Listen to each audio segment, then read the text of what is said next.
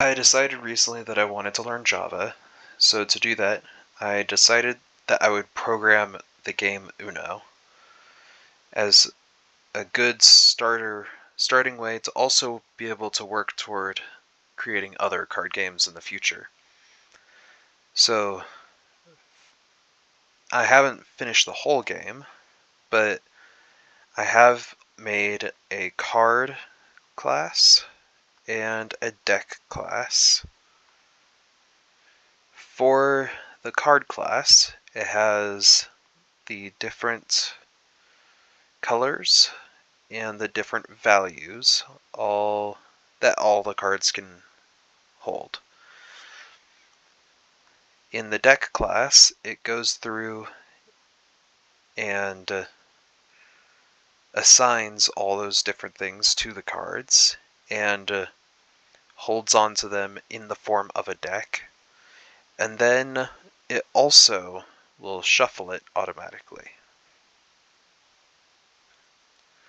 It also has some other stuff in here for later on when I get to actually making it, like an isEmpty function and a draw1 function and a drawMultiple function.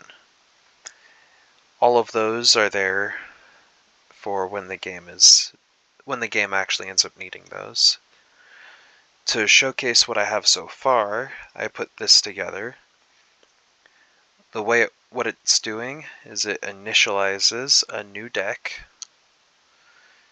It goes ahead and resets the deck so that it will add all the cards to it and shuffle it. And then it tells us how many cards are in the deck. And then it draws one card. And then it shows us that card using the toString method that I added to the card class. And then it shows us how many cards are in the deck again. And then it draws 4 cards. And then it shows us all 4 of those cards. And then it just shows us the number of cards in the deck again.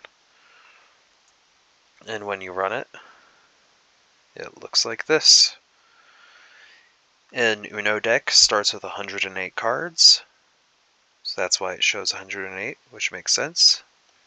And then the first card it drew was a blue reverse card. And then since it drew 1, now it only has 107. And then the next 4 were a yellow reverse, a red 8, a yellow 6, and a yellow 5. That's a lot of yellow cards. And then because it just drew 4, now it only has 103 cards. And that's how it works.